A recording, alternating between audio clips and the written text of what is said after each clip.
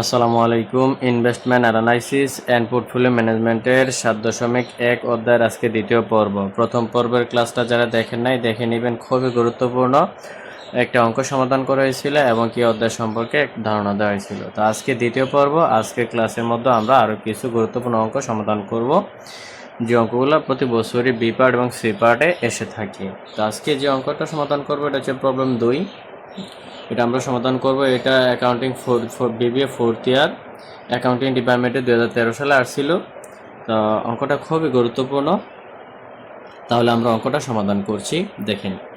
আর একটা কথা বলি, যারা এখনও আমাদের চ্যানেলটা সাবস্ক্রাইব করে নাই সাবস্ক্রাইব করে নেবেন। বিবিএ রিলেটেড যত ম্যাথ সাবজেক্ট আছে সবগুলো ক্লাস আপনারা ধারাবাহিকভাবে পাবেন এই চ্যানেলেই। তো এখনই চ্যানেলটা সাবস্ক্রাইব করে নিন। এ 12% 10 years bond of টাকা 5,000 has been issued। কি বলছে?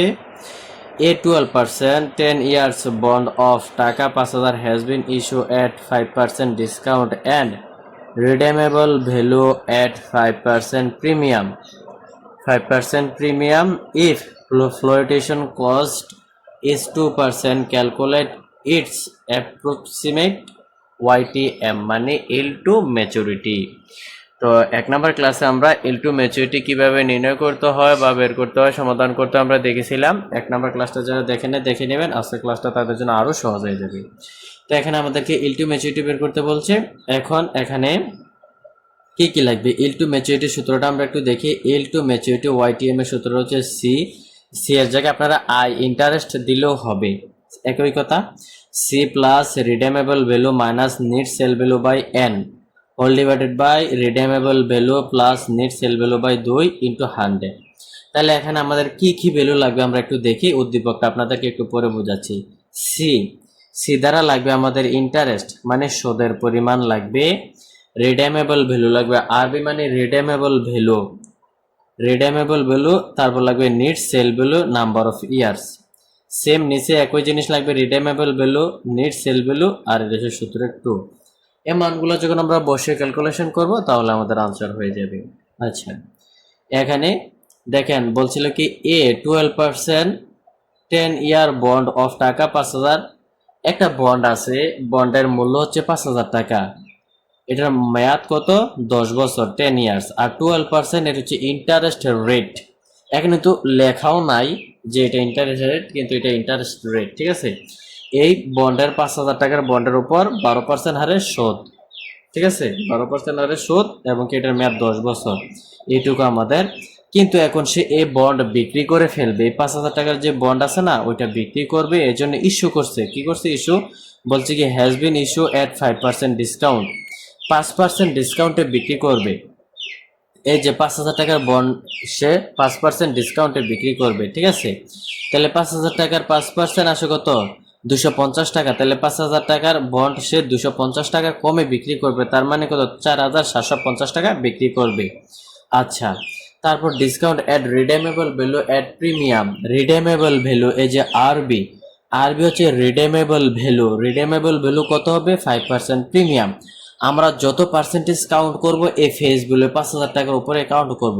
তাহলে রিডেমেবল ভ্যালু বলছে 5% প্রিমিয়াম মানে কি? অধিহার 5% বৃদ্ধি পাবে। তার মানে এখানে 5,000 টাকা আছে, 5,000 টাকার 5% হচ্ছে 250 টাকা। তাইলে রিডেমেবল ভ্যালু হবে 5,250 টাকা। তার হচ্ছে it flotation cost is 2%। Flotation cost হচ্ছে কি জানেন? মনে করেন যে এই যে আপনি 5,000 টাকার বন্ড ইস্যু করছেন বিক্রি করার জন্য, 5% ডিসকাউন্টে বিক্রি করবেন। বিক্রি করার সময় আরো কিছু কি কস্ট অনুষ্ঠিত হয়েছে বা আরো কিছু কস্ট হয়েছে, এটা হচ্ছে ফ্লোটেশন কস্ট, ঠিক আছে। সকল প্রকার কস্ট বাদ দিতে হয়। তো এখন আমরা জাস্ট দেখব, এখন ওয়ার্কিং গুলো যদি আপনাদেরকে বোঝাই আপনারা সহজে বুঝবেন। হেয়ার এখানে ফেস বিলো অফ বন্ডের ফেস বিলো হচ্ছে কত? 5,000 টাকা। 5,000 টাকা বসালাম, নাম্বার অফ ইয়ার 10 ইয়ার্স বসালাম, কোপন রেট অথবা কোপন ইন্টারেস্ট রেট হচ্ছে 12% অথবা ইন্টারেস্ট রেট হচ্ছে 12%। তারপর হচ্ছে কোপন পেমেন্ট মানে কি জানেন? কোপন পেমেন্ট অথবা কোপন ইন্টারেস্ট, আমাদের সুদের পরিমাণ কত? 5,000 টাকার উপর যদি 12% ধরি তাহলে 5 12 60 600 টাকা। আমাদের ইন্টারেস্ট বা সুদের পরিমাণ হচ্ছে 600 টাকা। তা হচ্ছে সেল বেস ভ্যালু, এই যে ইস্যু মানে কি সেলিং করা বা সেল করার উদ্দেশ্যে তারা ইস্যু করছে। তাহলে সেল বেস ভ্যালু কত হবে? এই যে sale base value face value minus discount, face value আমাদের 5000 টাকা মাইনাস ডিসকাউন্ট দিবে 5%, তাহলে 5000 টাকার উপর 5% আসে, 5% আসে 250 টাকা। এখানে ডাইরেক্ট দেখাই দিয়েছে 5000 টাকা থেকে 250 টাকা বাদ দিলে থাকে 4750 টাকা। এটা হচ্ছে আমাদের সেল বেস ভ্যালু। এখন আমাদের লাগবে নেট সেল ভ্যালু, মানে সেলস থেকে আমরা যত প্রকার কস্ট আছে বাদ দিয়ে দেবো। আচ্ছা, এই 5000 টাকা থেকে 5% ডিসকাউন্ট বাদ দিলাম। এখন কিন্তু ফ্লোটেশন কস্ট আছে 2%, এটাও বাদ দিতে হবে। তাহলে দেখেন এখন আমরা নিট সেল বেস ভ্যালু পেলাম কত? 4750। এখন নিট সেল ভ্যালু বের করবো। নিট সেল ভ্যালু বের করার নিয়মটা হচ্ছে সেলস থেকে যত প্রকার কস্ট আছে আমরা বাদ দিয়ে দেবো। তাহলে আর একটা কস্টই বাকি আছে, ফ্লোটেশন কস্ট। আচ্ছা, সেল ভ্যালু হচ্ছে 4750, নিট সেল ভ্যালু বের করার সূত্র sales value minus flotation cost. আর অন্যান্য কস্ট থাকলে ওগুলো বিয়োগ করতাম। তাহলে সেলস হচ্ছে 4750 মাইনাস আর ফ্লোটেশন কস্ট, এই যে আমি বলছিলাম যত পার্সেন্টেজ আছে আমরা কিন্তু 5000 টাকার উপরে ধরবো, ফেসগুলোর উপরে ধরা হয় সকল পার্সেন্টেজ। তাহলে ফ্লোটেশন কস্ট হচ্ছে 2%, 5000 টাকার উপরে যদি 2% ফ্লোটেশন কস্ট ধরি তাহলে 5 দোকানে 10, 100 টাকা। 100 টাকা, ঠিক আছে। 100 টাকা এখানে ডাইরেক্ট বাদ দিয়ে দিছে, দেখায় নাই, লাইন বৃদ্ধি করে 4750 থেকে যদি 100 টাকা বাদ দেই 4650। এটুকু বুঝতে পারছেন? তার হচ্ছে রিডেমশন ভ্যালু, এই যে আরভি মানে রিডেমশন ভ্যালু। রিডেমশন ভ্যালু কি বলছে? 5% প্রিমিয়াম। তাহলে 5000 টাকার উপর 5% আমরা ধরবো। এই যে রিডেমশন ভ্যালু আরবি face value plus premium. Face value হচ্ছে 5000 টাকা আর প্রিমিয়াম হচ্ছে কত? 5%। এই যে 5%, তাহলে 5000 টাকার উপর 5% হলে কত হয়? 250 টাকা। 250 টাকা যদি আমরা যোগ করে দিই তাহলে হবে আমাদের রিডেমশন ভ্যালু হবে 5250 টাকা। আশা করি এটুকু বুঝতে পারছেন। এখন আমরা কি করব? সূত্রের মধ্যে মানগুলো এনে বসাই দিব। এই যে সি কুপন ইন্টারেস্ট হচ্ছে 600 টাকা প্লাসের প্লাস, এই যে কুপন ইন্টারেস্ট 600 টাকা প্লাসের প্লাস, রিডেমশন ভ্যালু 5250 মাইনাস নিচ sale value 4650, number of years 10 years. এখানে সবগুলো বের করলাম। নিচে আবার কি করব? নিচে আমরা রিডেমশন ভ্যালু 5250 প্লাসের প্লাস এই যে সূত্রের প্লাস আর কি, আর তার হচ্ছে নিট সেল ভ্যালু 4650 সূত্রের 2 × 100, এটা সূত্রের।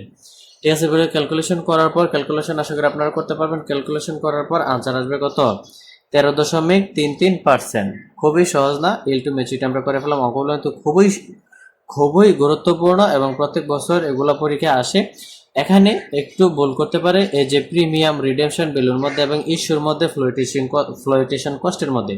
তো আশা করি আপনারা সহজভাবে বুঝতে পারছেন অঙ্কটা। আপনাদের কাছে কেমন লাগলো কমেন্ট করে জানিয়ে দেবেন এবং ক্লাসগুলো শেয়ার করে দেবেন। যারা এখনো চ্যানেলটা সাবস্ক্রাইব করে নাই সাবস্ক্রাইব করে নেবেন, চ্যানেলটা সাবস্ক্রাইব করে নেবেন। পরবর্তী ক্লাস আপলোড হলে আপনার কাছে নোটিফিকেশন চলে যাবে। তো